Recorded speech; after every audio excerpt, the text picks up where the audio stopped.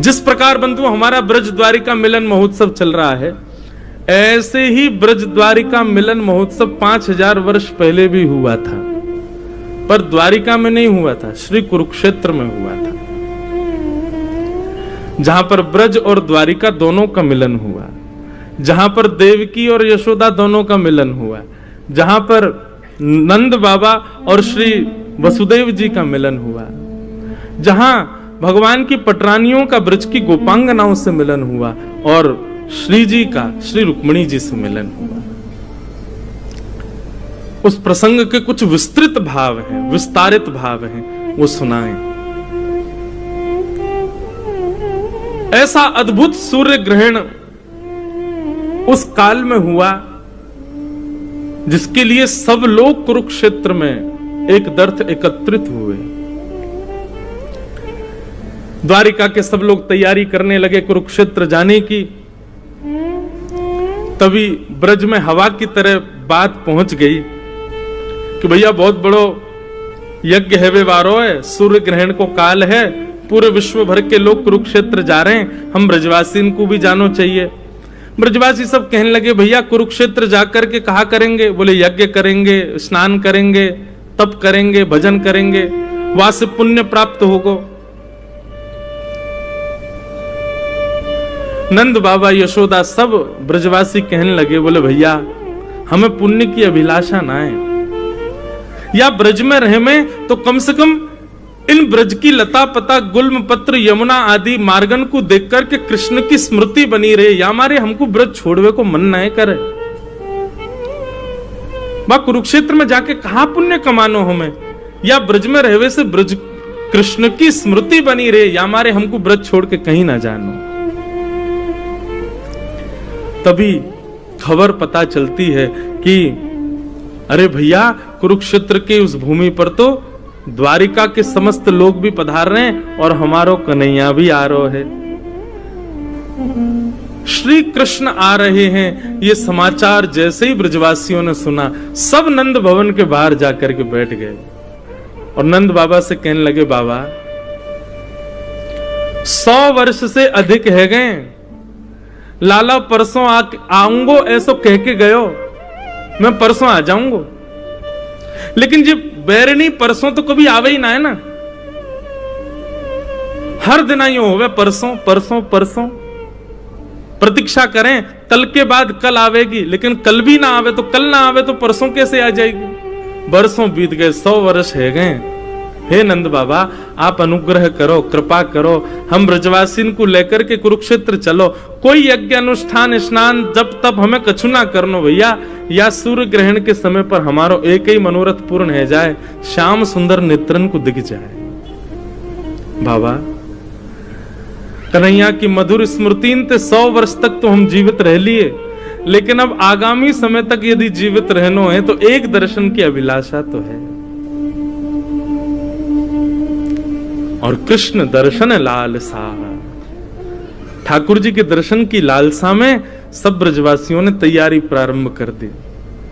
बैलगाड़ियों में अपने अपने सामान रखे, खूब सुंदर, कोई बाल्यकाल के ठाकुर जी की सब सामग्री जिन्होंने सजा के रखी सब लेकर के जा रहे हैं, कन्हैया को दिखाएंगे। अरे लाला तू हमारे संग खेलो करतो, तब या रस्सी से हम खेलो करते, या झूला पे हम झूलो करते, ऐसो कियो करते, ये कियो करते। कोई गोपी ठाकुर जी की मधुर प्रिय वस्तुएं बना के ले जा रही है, बोले कृष्ण को अपने हाथन से खवाऊंगी, वागू पतो ना याद भी होगी कि नहीं। या कारण या तरीका ते सब ब्रजवासी तैयारी कर रहे हैं ठाकुर जी से मिलवे की। इसी बीच श्री जी के सामने भी प्रस्ताव रखा गया कि आप भी चलें, और सब सखी सहचरी सबकी आज्ञा सो, सबके निवेदन सो हमारी किशोरी जी भी द्वारिका पधारी। पर पुनश्च कहें कृष्ण मिले इस भाव से नहीं, बस यही अनुभूति हो जाए कि जिस नगर में हमें उसी नगर में कन्हैया है, तो कहीं ना कहीं हवा जब बहेगी तो कन्हैया को स्पर्श करके हम तक आ जाएगी, बस यही में हमको संतोष है जाएगा। वो मिले ऐसी अभिलाषा भी नहीं है।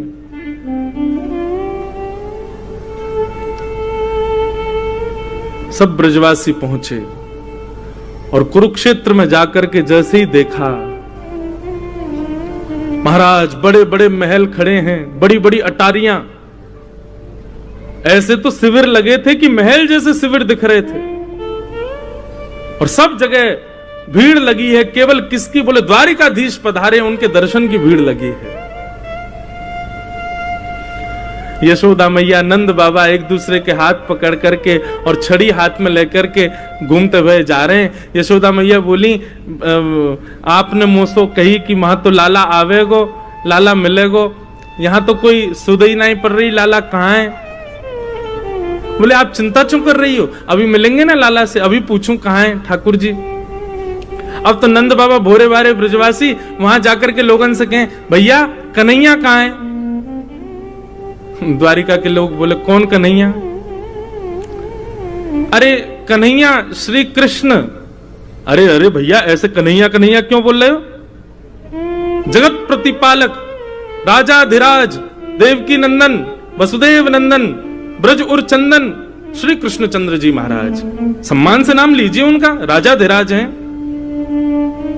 नंद बाबा कहने लगे, हाँ भैया अब इतना लंबो तो याद होएगा ना हमें, तो अब कृष्ण ही, श्री कृष्ण कहाँ है? द्वारिकाधीश श्री कृष्ण कहाँ है? बोले सामने वो जो पूरी लंबी कतार खड़ी है ना दर्शनार्थियों की, वो सब उन्हीं के दर्शन करने जा रहे हैं। सूर्य ग्रहण का समय है, पूरे विश्व भर के भारतवर्ष के ऋषिगण आए हैं। ठाकुर जी का तुलसी अर्चन चल रहा है, ठाकुर जी का सहस्त्रार्चन चल रहा है, भीतर भगवान के पुष्पार्चन चल रहे हैं। यशोदा मैया, नंद बाबा तुलसी अर्चन, पुष्पार्चन, सहस्त्रार्चन समझ ही नहीं पा रहे ये होवे का है भैया। बोले अच्छा। भीड़ लगी है चारों तरफ ठाकुर जी के दर्शन की, और वही भीड़ में श्री नंद यशोदा पहुंचे। द्वारपालन से जाके कहें, भैया कन्हैया यहीं भीतर ही बैठो है? बोले श्री कृष्ण कन्हैया? बोले जी जी जी, हाँ वो द्वारिकाधीश जी यहीं विराज रहे हैं, हमें वहां को दर्शन करने में मिल सके। द्वारपाल ने पूछी, आपको परिचय? बोले भैया हम ब्रज से पधारे हैं, हम नंद बाबा हैं जी, यशोदा मैया है। 11 वर्ष 56 दिन ठाकुर जी हमारे पास ही रहे ब्रज में, बहुत दिन है गए, 100 वर्ष है गए, तो आज उनके दर्शन करवे आए। जैसे सुने नंद यशोदा, द्वारपाल के नेत्र सजल हो गए, दंडवत हो गए चरणों में। बोले भगवान आप श्री नंद बाबा हैं, आप श्री यशोदा मैया हैं? बोले जी। बोले भगवान मैं आपको कहा बताऊं, वर्णन को विषय नहीं है, लेकिन हमारी द्वारिका में ठाकुर जी भले ही वसुदेव जी के पुत्र हैं, भले ही यशोदा मैया के, भले ही देवकी मैया के पुत्र हैं, पर आज भी हमारी द्वारिका में जन्माष्टमी में पूरा द्वारिका गावे, नंद घर आनंद भयो जय कन्हैया लाल की, यशोदा के लाला भयो जय कन्हैया लाल। अरे कहां तक कहें, स्वयं देवकी वसुदेव भी यही कीर्तन को गावे कि नंद घर आनंद भयो। आज नंद बाबा के दर्शन है रहे, चरण पकड़ लिए, चरणन की धूल अपने माथे से लगाने लगे। आप भीतर पधारो, 4-5 सैनिक लगा दिए, बोले इनको लेके भीतर आओ। भीड़ बड़ी लगी है महाराज, ठाकुर जी की अर्चना चल रही है, ठाकुर जी सिंहासन पर बैठे हैं, संत महापुरुष कोई तुलसी अर्चना कर रहे हो, कोई पुष्प अर्चना कर रहे हैं, ठाकुर जी बैठ करके प्रेम से अपनी अर्चना करवा रहे हैं। इतने में एक द्वारपाल गया दौड़ा दौड़ा, बोले ठाकुर जी ब्रज से नंद यशोदा मैया पधारे। नंद यशोदा नाम सुनते ही ठाकुर जी को स्मृति नहीं रही कि मैं कहां हूं, क्या चल रहा है, किस भाव में है। ठाकुर जी के तुरंत नेत्र खुले, बोले कहा कही तेने भैया, कौन पधारे? बोले नंद यशोदा मैया आए, सामने आ रहे हैं देखो। जैसे ही सिंहासन पर बैठे हुए ठाकुर जी ने यशोदा मैया को देखो, ठाकुर जी कूदे नहीं, इतने देहाभिमान शून्य हो गए, देह की सुध नहीं हुई कि ठाकुर जी वहीं मानो जैसे मूर्छा अवस्था में गिर पड़े हों। संभाला सैनिकों ने जाकर के, बोले मुझको लेके चल, मेरी यशोदा मैया आ रही है, जल्दी लेके चल, विलंब मत करे। ठाकुर जी को लेकर के आए। यशोदा मैया के नेत्रों की ज्योति अभी उतनी है नहीं, रो रो करके कृष्ण के स्मरण में यशोदा मैया के नेत्रों की ज्योति चली गई है। ठाकुर जी गए, जाकर के अपने सबसे प्रथम तो मुकुट को यशोदा मैया के चरणन में पधराया, और जैसे ही यशोदा मैया के मधुर चरणार बिंदों को अपने हृदय से लगाए, ठाकुर जी छोड़े नहीं। समस्त पटरानियां खड़ी हैं, बड़े बड़े ऋषि महापुरुष खड़े हैं, सूर्य ग्रहण का काल है, सब यहां अर्चना वंदन कर रहे हैं, बड़े बड़े ब्राह्मण तप में बैठे हैं, जप में बैठे हैं, और यहां एक अलग ही दर्शन हो रहा है। द्वारिकाधीश श्री यशोदा मैया के चरणों से लिपट करके करुण क्रंदन कर रहे हैं। यशोदा मैया ने नीचे झुक करके लाला को उठायो, हृदय से लगायो, कभी लाला के नेत्रन को स्पर्श करें, कभी कान को स्पर्श करें, कभी नासिका को स्पर्श करें, मुख को स्पर्श करें, और स्पर्श करके मैया कह रही, लाला तू तो बड़ो ही ना भयो, तू तो बिल्कुल नेक्सो सोई है। जैसे स्पर्श को भाव, जैसे स्पर्श को सुख तेरो बाल्यकाल में, लाला तेरो अभी भी वैसो ही है। इतना रोए द्वारिकाधीश। यशोदा मैया ने जो वस्त्र धारण किए थे सब गीले हो गए ठाकुर जी के अश्रुओं से। महामंत्री सेनापति सब विचार कर रहे हैं, आसन लगाओ, सिंहासन लगाओ। ठाकुर जी बोले दूर करो सबको, मैया तू जल्दी बैठ भूमि पर। यशोदा मैया बैठ गई, और जैसे कोई 1-1.5 वर्ष, 2 वर्ष, 3 वर्ष को बालक गोद में लिपट करके, गोद में लेट करके और मैया के वक्ष से लिपट जाए, ऐसे द्वारिकाधीश राजाधिराज सामने नाती खड़ा है, सामने ठाकुर जी के परपोते खड़े हैं, सामने ठाकुर जी के पुत्र खड़े हैं, और ऐसी स्थिति में श्री यशोदा मैया के हृदय से लिपट करके ठाकुर जी उनके वक्ष को टटोल रहे, मैया से कह रहे, मैया मुंह को अपना दूध पिवाए दे। यशोदा मैया से लिपट गए और बार बार कह रहे, मैया मुंह को क्षमा कर दे, मैं तुमको वचन दे के गयो लेकिन नहीं आयो, मैया मुंह को क्षमा कर दे। यशोदा मैया और ठाकुर जी के इस मधुर मिलन को देखकर के द्वारिका के लोग अपने प्रेम पर प्रश्न चिन्ह उठाने लगे। क्या हम वास्तव में द्वारिकाधीश से प्रेम करते हैं? ये कैसा प्रेम इन ब्रजवासियों का? नंद बाबा यशोदा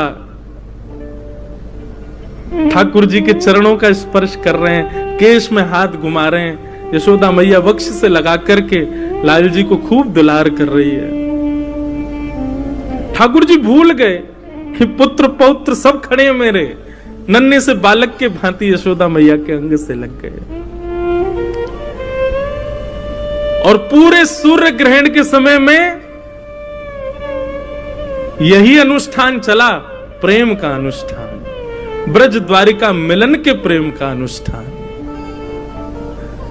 सब द्वारिकावासी ब्रजवासियों को खोज रहे हैं, कहां है ब्रजवासी, और सब ब्रजवासियों को खोज खोज करके अपने हृदय से लगा रहे हैं। बोले आप भी ब्रज से हैं? बोले हाँ हम ब्रज से हैं। जो ब्रज को दिख जाए द्वारिका के लोग दौड़ करके जामे, उनको हृदय से लगामे। सब ब्रज द्वारिका मिलन महोत्सव कर रहे हैं।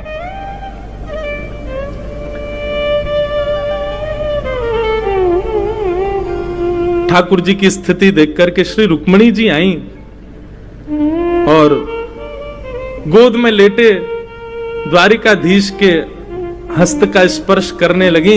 यशोदा मैया को जैसे दिखी, मैया बोली लाला जे लक्ष्मी सी दिख रही है, या के देखियो केशन में कछु चमक रो है, या के गले में ऐसा सुंदर नवलखा को हार लग रहा है, भैया ये लक्ष्मी सी दिख रही है, लाला जी कौन है? जैसे रुक्मणी जी आई, ठाकुर जी की विरह वेदना शांत हुई। भगवान अपनी स्थिति देख रहे थे, ये काब है, ये कैसे हम लिपट गए। तुरंत यशोदा मैया की गोद में ठाकुर जी बैठ गए। अच्छा, पूज्य पिताजी महाराज कथा में एक प्रसंग कहते हैं बंधुओं कि द्वारिकाधीश भगवान के पुत्र प्रद्युम्न की आयु 50 वर्ष, भगवान के परपौत्र अनिरुद्ध की आयु 25 वर्ष और स्वयं द्वारिकाधीश की आयु 16 वर्ष।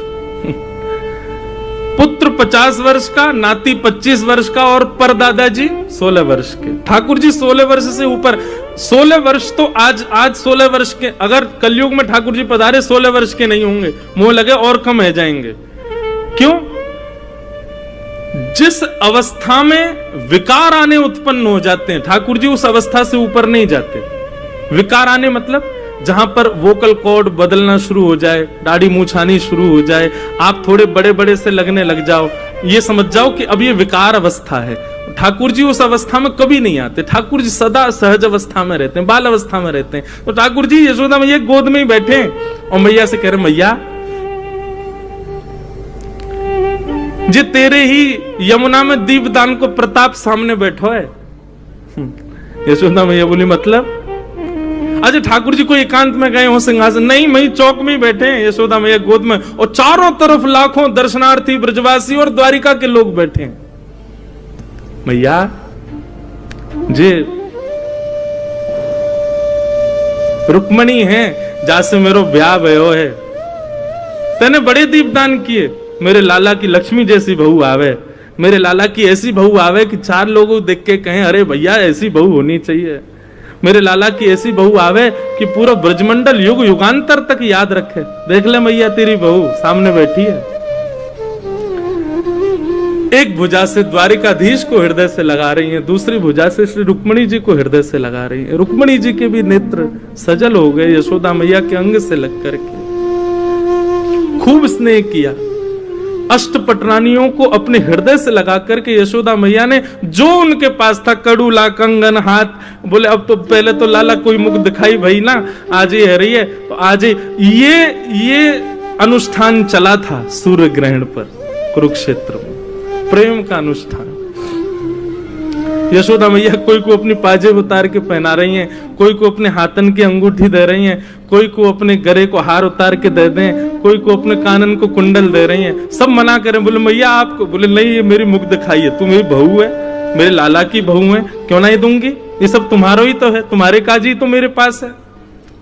देवे को अवसर ना मिलो, आज मिलो तो पीछे क्यों रहूं। ये था बंधुओं ब्रज द्वारिका मिलन। और तभी पता चली भीतर बैठी देवकी मैया को कि यशोदा जी आई। देवकी और वसुदेव जी दोनों पधारे। यशोदा मैया के कान में ठाकुर जी बोले, मैया सामने देवकी मैया आई है, मैया को कम दिखाई दे ना, या हमारे ठाकुर जी संबंध को परिचय दे रहे हैं। बोले मैया देवकी मैया सामने आई है। देवकी मैया को देखते ही यशोदा मैया दंडवत साष्टांग प्रणाम करने लगी। देवकी मैया कह रही, अरे बहन कहा कर रही हो।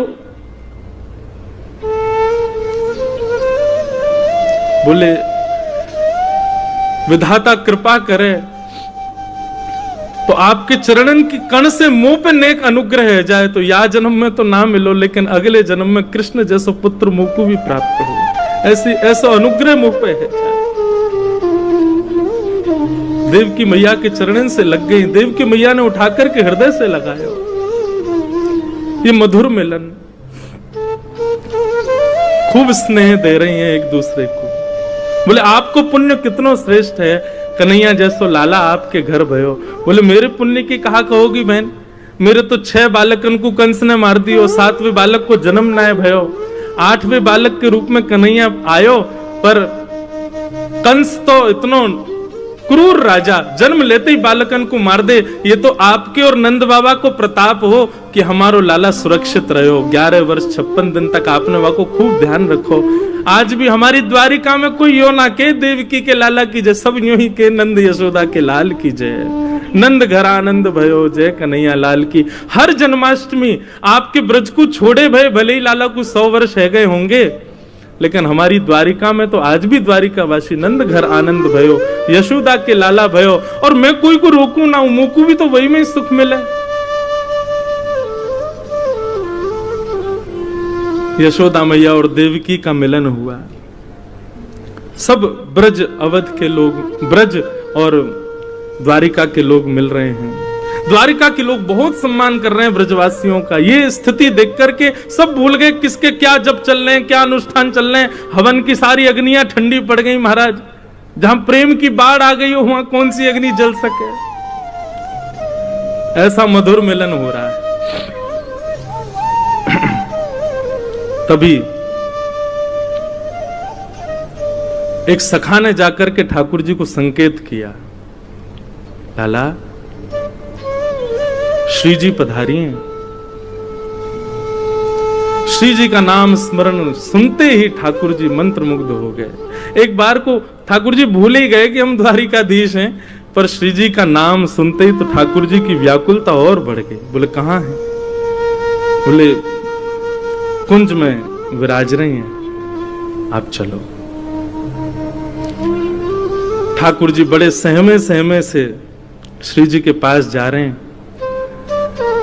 जैसे ही ठाकुर जी ब्रजवासियों के शिविर में प्रवेश करते हैं, किशोरी जी बैठी हैं। किशोरी जब से ब्रज छोड़ के ठाकुर जी गए ना, तब से एकांत में रहती हैं, बस अष्ट सखियों के मध्य में रहती हैं, बहुत कम वार्ता करती हैं। जैसे ही ठाकुर जी ने शिविर में प्रवेश किया, किशोरी जी के नेत्र खुले। तुरंत ललिता, मुझको ऐसा क्यों लग रहा है कि कन्हैया आ रहे हैं? बोले नहीं, कन्हैया क्यों आएंगे? अभी अभी मुझको पता चली, उनको तो सहस्त्रार्चन, तुलसी अर्चन आदि सब चल रही है। वो सूर्य ग्रहण को समय है ना, तो सब वहीं व्यस्त हैं। पूरे भारतवर्ष के बड़े बड़े संत ऋषि पधारे हैं, सब वहीं पर अर्चना कर रहे हैं। वो तो बहुत व्यस्त हैं, लाडली जी वो कैसे आवेंगे? किशोरी जी बोली, मुझे उनके तन की सुगंध पता है, और इस समय आभा मंडल वायु जो बह रही है उसमें ठाकुर जी के तन की सुगंध आ रही है, और मुझको पूर्ण विश्वास है कि श्याम सुंदर पधार रहे हैं। इतने में ही शिविर का जो कपाट था वो खुलना हुआ, और जैसे ही वहां से प्रवेश किया द्वारिकाधीश ने, देख करके सब सखियां भाव विह्वल हो गई। किशोरी जी भाव विह्वल नहीं हुई, नीचे नेत्र करके बैठी हैं। पता है कि ठाकुर जी आ गए, पर देखूं कैसे, किस अंग को पहले देखूं? 100 वर्षों की प्रतीक्षा। चरणों को देखूं, हस्त कमल को देखूं, मुखमंडल को देखूं, कहां से प्रारंभ करूं देखना? ठाकुर जी जहां खड़े हैं वहां से मुंह इतर करके श्री जी बैठी, कैसे देखूं, किसको पहले देखूं? ललिता विशाखा को थोड़ी सुध आई, श्री जी के बगल में स्थान था, वहां आसन ठाकुर जी का पधराया, इत्र का छिड़काव किया, गुलाब जल बिछाए। आओ लालन विराजो। ठाकुर जी बोले नहीं, अपना मुकुट उतार करके श्री जी के चरणों में रखे, और श्री जी के सिंहासन से टेक लगा के ठाकुर जी चरणों में विराजमान हो गए, चरणों में बैठ गए। और स्वयं द्वारिकाधीश अपने कर कमलों से श्री जी के मुखमंडल को अपनी ओर करते हैं, और कितना सुंदर स्वरूप है श्री जी का।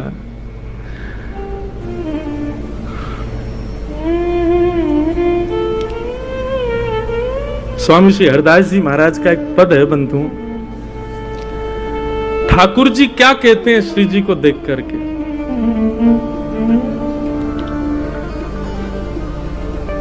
प्यारी जू जब जब देखूं तेरो मुख, तब तब नयो नयो लागत। हे श्यामा जी, वैसे तो आप निरंतर द्वारिका में भी हम रहें तो हमारे चित्त में रहते हैं, पर निरंतर आपके हर बार के रूप की वर्णन कहा करूं? हर बार एक नयो रूप से दिखे आप में। स्वामी श्री हरदास जी कहते हैं, प्यारी जू जब जब देखूं तेरो मुख, तब तब नयो नयो लागे, तब तब नयो नयो लागे। ऐसे भ्रम होत में काहू, देख न री दुति को दुति लेखन न कागत। ऐसा लगे आपको देखकर कि शायद पहले मैंने कभी देखो ही ना, ये तो कोई नयो रूप है। रूप तो वही है, लेकिन वाकई कांति ऐसी अद्भुत है जाए कि हर बार ऐसा लगे कि मैंने कोई नयो रूप देखो। आपके अरूप की बलैया। कोटि चंद्र ते कहां दुराऊं, री नए नए रागत। श्री हरिदास के स्वामी श्यामा, कहत काम की साथी। न होई तुष्टि रही निस दिन जागत।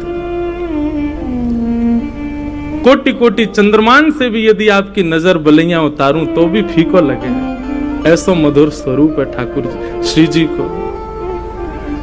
किशोरी जी को मुखमंडल देखा और जैसे किशोरी जी का मुख अपनी ओर किया, श्री जी के नेत्र ठाकुर जी के नेत्रों से मिले।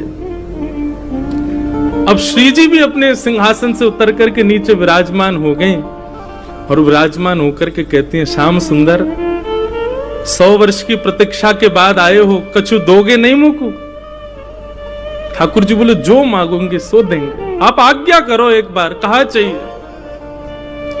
बोले, जादन आप ब्रज छोड़ करके गए, हमसे एक वचन लेकर के गए कि हे श्यामाजू, एक अश्रु बिंदु भी यदि पृथ्वी पर गिरा तो मैं अपनी लीला उसी समय संवरित करके प्रस्थान कर जाऊंगा।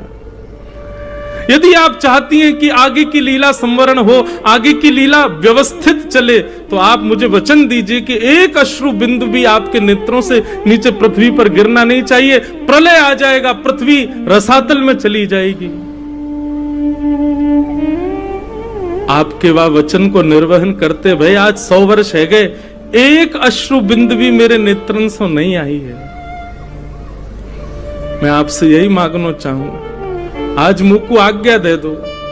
वो जो हृदय में सागर, वो जो हृदय में तालाब नदी बन चुका है और नदी के भाव से अब सागर बन चुका है, वाकु अब यहां से प्रस्थान करन दो।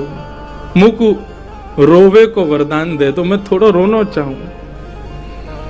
100 वर्षन से 2 कार्य श्री जी ने नहीं किए। एक तो सोई नहीं है, दूसरी नेत्रों से एक अश्रु बिंदु भी प्रकट नहीं किया है।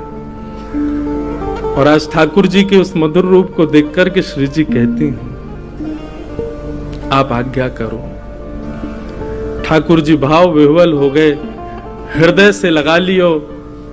चिन्मय चैतन्य स्वरूप श्री जी और ठाकुर जी एक दूसरे में विलीन हैं लगे। सब सखियां रूप को देख करके आनंदित हैं लगी। ठाकुर जी के द्वारिका रूप, द्वारिकाधीश रूप से वह रूप को धुला करके अब वृंदावन चंद के रूप में उनको तैयार करने लगी। टेढ़ो पाग, टेढ़ो से मुकुट सिर पर धारण करायो, कारी कमरी पहनाइए, हाथन में शंख चक्र गदा पद्म थे, 2 भुजा वाले ठाकुर जी है गए। कर में मुरली पधरा दे, ठाकुर जी की कारी कामर डाल करके चंदन को इत्र लगायो, ठाकुर जी की मधुर पत्रावली को श्रृंगार करके श्री जी के बगल में बैठा दिए। द्वारिकाधीश साक्षात कृष्ण रूप दिख रहे हैं। सब सखियां सहचरियां इस रूप को देख करके कह रही हैं, लाला 100 वर्ष पहले के रूप को देख करके आज तक जीवित रही, अब आज यार युगल रूप को देख के आगामी 100 वर्ष तक तुम ना भी दिखोगे तो भी रह लेंगे। बस आज दिख गए, यही बहुत है।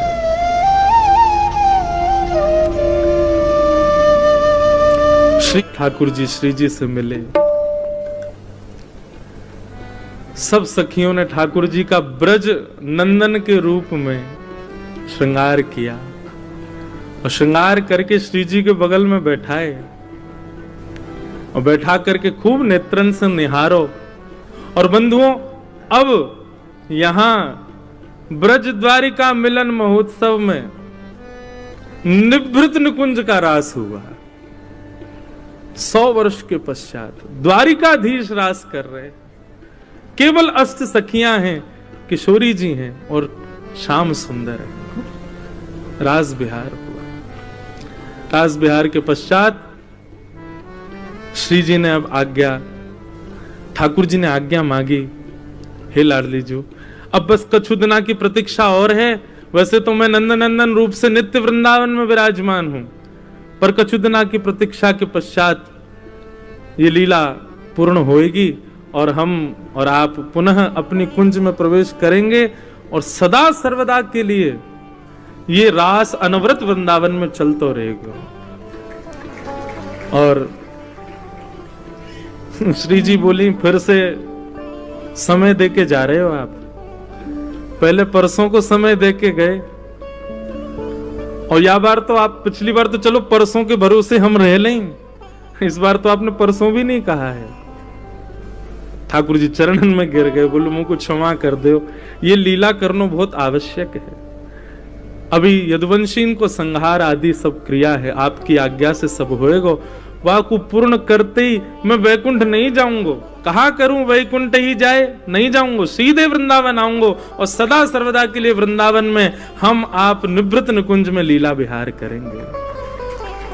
ब्रज द्वारिका में मिलन में यह वचन किशोरी जी ने दियो, ठाकुर जी ने दियो। किशोरी जी जिद्दी नहीं है, किशोरी जी पीछे थोड़ी पड़े ठाकुर जी के, जामे आपकी रुचि जैसा आपको। कितना सुंदर भाव भाई जी का ये, मैंने पहली बार गाया, मुझे तो आता भी नहीं, बस गा दिया। ऐसे 16 गीत हैं, एक गीत ठाकुर जी गाते हैं, फिर दूसरा गीत किशोरी जी गाती हैं, फिर एक गीत ठाकुर जी गाते, फिर किशोरी जी गाती हैं। ऐसे भाई जी ने आज ही सुबह जब देख रहा था तो हमारा एक बालक हमसे बोले, महाराज जी कभी श्री जी की कृपा हो तो अगले या कभी भी, कोई वचन नहीं दे रहा हूं, पर ठाकुर जी के ही उत्सव में वर्ष भर तो हम कथा करते हैं, ये तो हमारी लाल जी से चर्चा है, इसमें कभी 16 गीत गाएंगे, पूरे 16 गीत जो ठाकुर जी और श्री जी के हैं, और उन्हीं पे ही चर्चा, जो यथामति शक्ति गुरुजनों की आज्ञा लाल जी की इच्छा से होगी वो करेंगे।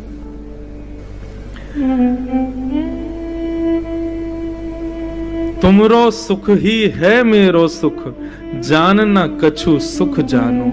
आप जिसमें सुखी वही मेरो सुख है, और मेरे लिए अन्य कोई, मेरे द्वारा निर्मित कोई सुख नहीं है लाल जी।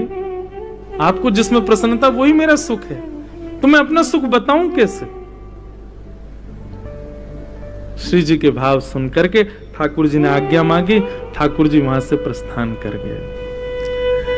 आज 100 वर्ष के बाद श्री जी ने पहली बार कही, ललिता जी शयन शैया लगाओ, आज शयन करेंगे हम। 100 वर्ष के बाद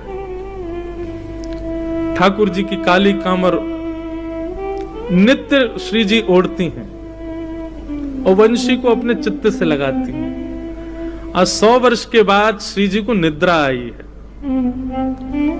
पौड़ गई शयन शैया पर। ठाकुर जी जैसे ही लौट करके गए, ठाकुर जी का अद्भुत श्रृंगार ब्रज के नंदन बना के भेजे गोपी ने। ऐसा श्रृंगार तो कभी द्वारिका में भी नहीं हुआ ठाकुर जी का। श्रृंगार को देख करके महाराज रुक्मणी को यह भी भान नहीं रहा कि मैं रुक्मणी हूं। ऐसा रूप, ऐसा सौंदर्य, ऐसा श्रृंगार। श्याम सुंदर, हे द्वारिकाधीश, कहां गए थे आप? ये इतना सुंदर श्रृंगार। ठाकुर जी के नेत्र ही बता रहे थे कहां गए थे। नेत्रों में हल्के हल्के अश्रु बिंद हैं, नेत्र लाल पड़े हैं। समझ गई रुक्मणी जी कि श्री जी पधारी। ठाकुर जी तो जाकर के अपने कक्ष में विराजमान हो गए, लेकिन रुक्मणी जी की व्याकुलता बढ़ गई अब कि मैं जाऊं, मैं भी श्री जी का दर्शन करूं। अपनी अष्ट सखी, अष्ट भगवान की पटरानियों को संग लेकर के श्री रुक्मणी जी गई हैं श्री जी का दर्शन करने के लिए। आज श्री जी पौड़ी हैं, पहली बार 100 वर्ष बाद सोई। ललिता विशाखा को बड़ो चैन मिलो है, द्वार पर बैठ गई हैं। बोले कि अब चाहे ब्रजवासी अपनो ग्रहण आदि पूर्ण करके चली जाए, श्री जी तो तभी जाएंगे जब निद्रा पूरी होगी। 100 वर्ष की निद्रा है। मधुर सुगंधी ठाकुर जी के अंग की आ रही है, कारी कमरी हो रही भई है, वंशी चित्त से लगी भई है। श्री जी मधुर शयन कर रही हैं। जैसे ही रुक्मणी जी आई, रुक्मणी जी के आते ही श्री जी उठ करके अपने आप बैठ गई और बोली, ललिता जरा देखियो, मुझे लगे श्याम सुंदर फिर आ गए। बोले अब कहा भाई, अब तो श्याम सुंदर नहीं आए थे। बोले श्याम सुंदर को हृदय से लगा के रुक्मणी जी आई तो उनके तन की सुगंधी रुक्मणी जी में से आ रही थी और श्री जी को उसी से ही भान हो गया कि श्याम सुंदर आए। उठ के बैठ गई श्री जी। बोले ललिता देखियो द्वार पर श्याम सुंदर आए। ठाकुर जी फिर आए। अब की बार द्वार खोल करके देखा तो रुक्मणी जी खड़ी हैं। आहा, द्वार खोला था श्री ललिता जी ने। ललिता जी की रूप माधुरी देखते ही श्री रुक्मणी जी तो नतमस्तक हो गई, प्रणाम करने लगी कांति देख करके। हे श्यामा जू, हे लाडली जू, आपको बारंबार प्रणाम करूं, आपकी बलैया लऊं, ऐसा सुंदर रूप, ऐसा सुंदर माधुर्य। ललिता जी ने तुरंत उठाई, बोले नहीं, मैं ललिता हूं। श्री जी तो भीतर विराज नहीं है, शयन कर रही हैं आज, आप कहो। रुक्मणी तो बस बोले ही नहीं पाई, शब्द ही चले गए। बोले कि ये दासी की सुंदरता है तो श्यामाजू की सुंदरता क्या होगी? नेत्रों में सामर्थ्य नहीं है देखने की। एक बात कहूं बंधुओं, कई प्रश्न और कई भाव आते हैं कि वृंदावन में श्री जी के दर्शन क्यों नहीं है। या को एक भाव यही है कि श्री जी को देखवे की सामर्थ्य केवल और केवल ठाकुर जी में, हम में है ही ना है, हम देख ही ना सके उनको, या हमारे श्री जी के दर्शन हो में ही ना है। और एक बात कहूं, ठाकुर जी दिख जाएंगे, ब्रजवासी दिख जाएंगे, ब्रज की पूरी लीला काउदना प्रत्यक्ष दिख जाएगी, लेकिन श्री जी को देखवे के लायक हमारे पास नेत्र है ही ना है, उनके दर्शन तो ना है सके। उनकी तो कृपा ही इतनी है, उनको तो भाव ही इतना कि वाकू बोलते बोलते रसिक जन भावुक कह जाएं। श्री जी को नाम गाते गाते लोग कितने वर्षन की समाधि में चले। और इनकी छोड़ो, श्रीमद् भागवत के वक्ता श्री शुकाचार्य जी महाराज, श्री शुक मूर्छित भय मास षठ, 6 महीने के लिए मूर्छित हो गए शुकाचार्य जी श्री जी का नाम बोलते ही। जिनका नाम, जिनका रूप, जिनकी लीला, जिनके केवल अनुभव मात्र से ऐसी स्थिति हो जाती है, वो प्रत्यक्ष दिखेंगी हमको? संभव नहीं, हम में सामर्थ्य नहीं। रुक्मणी जी आदि आई, बोले श्री जी के दर्शन करने। ललिता जी बोली आज शयन में है, और ये कोई साधारण शयन नहीं है, 7 वर्ष के पश्चात का शयन है। या हमारे हम किशोरी जी को उठाए ना सकें, पर आपकी बहुत इच्छा है तो झरोके में से श्री जी को दिखा देंगे। और एक झरोके में लेके गई। बंधु एक बात कहें, वृंदावन दर्शन की रीति है, प्रत्यक्ष श्याम सुंदर को नेत्रों से मत देखो। कोई खंबा हो, कोई व्यक्ति आगे खड़ा हो, उसके पीछे छुप के श्याम सुंदर को देखो, उनके दर्शन नहीं करो, उनको ढूंढो कहां है। प्रत्यक्ष जाकर के आप श्याम सुंदर को 2 नेत्रों से देखने का प्रयास करते हैं, वो दर्शन नहीं है। वो दर्शन द्वारिका में चल जाएगा, जगन्नाथपुरी में चल जाएगा, वृंदावन तो झरोकों से देखने का विषय है। वहां तो छुप के देखो, स्वयं को छुपा करके देखो। रुक्मणी जी ने जैसे ही झरोके में से झांका, कारी कमरी ओढ़ी है श्री जी ने, वक्ष पर ठाकुर जी की वंशी वेणु को लगाए श्री जी लेटी हैं, और बस उसी समय रुक्मणी जी का देखना हुआ, और उसी समय श्री जी ने कारी कमरी में से नेक अपनो चरण बाहर निकारो, और वह चरण को देखते ही महाराज रुक्मणी जी के सारे आर्थ नष्ट हो गए, सारा अहंकार नष्ट हो गया, जो भी विषाद रहे होंगे भीतर वह भी नष्ट हो गए। बस पूर्णतया ललिता जी के हाथ पकड़ लिए, बोले मुझे वापस नहीं जाना, अब मुझे इनके चरणों में ही रहना है, मुझे वापस नहीं जाना। आप कृपा करो, मुझ को भी दासी बना दो, मुझ को भी संग सहचरी रख लो, मुझे द्वारिका नहीं जाना। ये स्थिति है श्री किशोरी जी के चरणारविंदों की, कि नित्य ठाकुर जी के संग रहने वाली रुक्मणी जी ठाकुर जी का त्याग करने को राजी हो गई, लेकिन किशोरी जी के चरण नहीं छोड़ेंगे। अभी मुख तो देखा ही नहीं है, अभी तो चरण देखे हैं श्री जी के। क्रंदन करने लगी, भाव क्रंदन रुदन करने लगी श्री रुक्मणी जी, मुझे चरणों में रख लो, धन धन राधिका के चरण, ऐसे चरणारविंद श्री जी के, मुझे इनकी सेवा करनी, एक बार स्पर्श करा दो बस। मैं आपको और कुछ नहीं कहूं, मुख देखने की भी इच्छा नहीं, बस चरण का दर्शन करा दो, एक बार समीप ले जाकर के नेक चरणन से मेरा स्पर्श करा दो बस।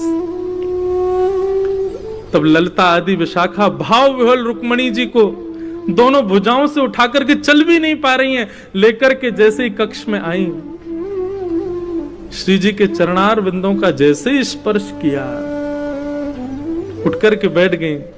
किशोरी जी रुक्मणी जी को देखा, रुदन कर रही हैं, अविरल अश्रुधार, और जैसे ही श्री जी के मुखमंडल को देखा रुक्मणी जी ने, रुक्मणी जी कह रही है कोई पूछ लो मुझसे कि श्री जी कैसी दिखती हैं, कोई तो पूछो मुझसे कि श्री जी का दर्शन कैसा है। पहली बात तो वर्णन कर नहीं पाऊंगी, और दूसरा अगर आप पीछे पड़ जाओगे तो बता नहीं पाऊंगी, बस ले चलूंगी कहां, श्री जी के पास नहीं, श्याम सुंदर के पास, और श्याम सुंदर को ले जाकर के सुंदर चुनरी पहनाऊंगी, सुंदर आंखन में काजर लगाऊंगी, उनके घुंघराले केशन को खोल दूंगी, बस अपने भाव से उनके श्याम वर्ण को गौर वर्ण कर दी, और समझियो यही है श्री जी, यही है किशोरी जी, यही है हमारी लाडली जी। कोई अंतर नहीं है, कोई भेद नहीं है। रुक्मणी जी तो ये आश्चर्य में है कि दोनों एक से ही दिखते हैं, बिल्कुल ऐसे ही नेत्र हैं श्री जी के, वैसे ही नेत्र हैं ठाकुर जी, वैसे ही नासिका, वैसे ही ओष्ठ, पलक झपकने को तरीका भी सबन को अलग होवे, श्री जी और ठाकुर जी पलक भी वैसे ही झपके जैसे एक ही है, बिल्कुल कोई अंतर नहीं। रुक्मणी जी से ज्यादा कौन जाने, 24 घंटा ठाकुर जी की सेवा में रहे, गर्दन हिलावे को, बोलवे को, उठवे को, अचकवे को, सब बिल्कुल एक जैसा है, बस गौर वर्णा है, वो श्याम वर्ण है, कोई अंतर नहीं।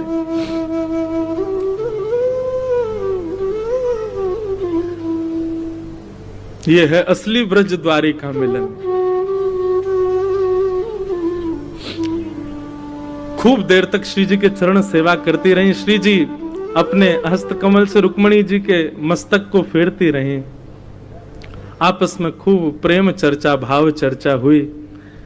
रुक्मणी जी ने प्रार्थना की कि श्री जी 16,100 सखियां और है, मेरी बहन 16,100 और हैं, आप कृपा करो ना, मैं तो चाहूं कि ऐसा दर्शन उनको भी प्राप्त हो। ये सेवा आप तो ऐसी कृपा कर दो, हम यहां से द्वारिका जाएंगे ही नहीं। 16,108 को आप अपने संग ले चलो। अगर आप हमसे पूछो तो हम तो आपको वरण कर, आपसे ब्याह करने को तैयार हैं। 16,108 आपके संग चल देंगे वृंदावन, हमें ना जानो द्वारिका, द्वारिकाधीश रहे अपने यदुवंशी के संग, हमें तो आपको संग चाहिए, अब आपके संग चलेंगे। किशोरी जी बोली नहीं, ध्यान रखो हमारे हृदय बिहारी को, कछु दिना के बात हो रहे, खूब स्नेह करो, खूब भाव, फिर आप आ जाइयो कुंज में, आप भी विराजमान है जाइयो, वहां कुंज की लीला में फिर संग रहेंगे। और रुक्मणी जी प्रणाम करके आज्ञा लेकर के कि आप पधारो, ऐसा भाव रख करके गई। श्री जी बोली ठीक है, मैं प्रयास करूंगी, आऊंगी। और रुक्मणी जी वापस चली गई। प्रतीक्षा कर रही हैं कब श्री जी पधारेंगी, कब किशोरी जी आएंगी। और सायंकालीन समय भयो, 16,100 पटरानियां अपनी पलकें बिछाए खड़ी हैं, सब प्रतीक्षा कर रही हैं, श्याम सुंदरा श्री किशोरी जी पधारेंगी। और तभी ललिता विशाखा सब अष्ट सखीन के साथ श्री जी पधारे। श्री जी के रूप माधुरी को दर्शन, श्री जी के चरणन को दर्शन, श्री जी के भाव को दर्शन करके सब निहाल हो गई। कितनी तो मूर्छित हो गई, गिनती नहीं, श्री जी को रूप देख करके। खूब सारी सामग्री प्रस्तुत की गई, गर्म दूध का पात्र। अब सखियों को सबने, रुक्मणी आदि ने कही आप सब कोने हैं, जाओ हम सेवा में रहेंगी, हम कुछ सेवा को अवसर दो। और सिंहासन पर विराजमान करके श्री जी के कोई भगवान की पटरानी श्री जी के पामन में नूपुर पहना रही है, कोई हाथन में कड़ूला पहना रही है, सुंदर श्रृंगार कर रहे हैं, महावर लगा रही हैं। रुक्मणी जी पत्रावली बना रही हैं, श्री जी को श्रृंगार कर रही हैं, माला पहना रही हैं, इत्र छिड़क रही हैं, सुंदर कुंज जैसी बनाई है। और सब सखियां श्री जी की सेवा में। और ऐसे नहीं कि कोई भार पड़ रहा हो, बल्कि एक दूसरे से जिज्ञासा कर रही हैं, अब नेक मोकू दे दे अवसर, अब नेक मोकू दे दे अवसर। सबके अंदर जिज्ञासा, हम जाएं श्री जी के पास, उनकी सेवा करें। सामग्री पधराई गई सामने पाने के लिए। और तभी रुक्मणी जी ने भाव गलती से बोल दिया, बोले आप प्रसाद पालो, तो मना कर रही थी तो गलती से मुख से निकल गया। ये हमारे द्वारिकाधीश को अधरामृत है।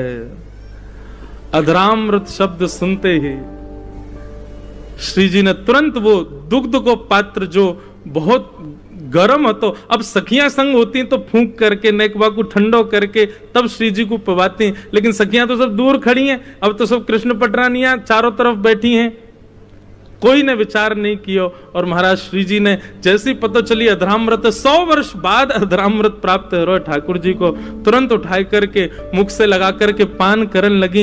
इतने में सब सखियां भी दौड़ी दौड़ी गईं। मुख के कुछ भागंशों वो अधरामृत छिटक रहे हो, सब ललिता विशाखा आदि सखियां अंजलि फैला करके बैठ गईं। 2-4 बूंद भी यदि हमको प्राप्त हो जाए तो कृपा हो जाए। यहां तो श्री जी केवल ठाकुर जी को अधरामृत ले रही हैं, लेकिन सखियां तो अंजलि फैला करके श्री जी ठाकुर जी दोनों को अधरामृत पान कर रही हैं। और वही अधरामृत को पान जो सहचरियां कर रही हैं, उन सहचरियन के मिलित अधरामृत को पान सब कृष्ण पटरानियां कर रही हैं। अद्भुत भाव दशा, वर्णन नहीं हो सकता उसका।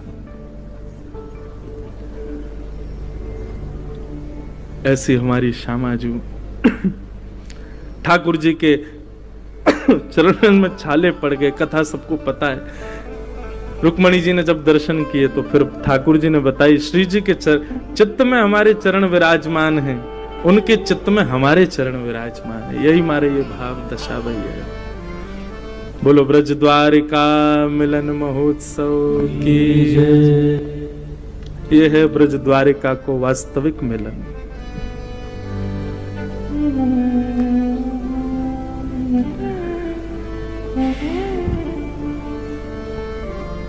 आज कथा को भाव कहीं और ही चलोगे, लेकिन ब्रज द्वारिका मिलन महोत्सव यही तो है वास्तविकता। ऐसो प्रेम, ऐसो भाव,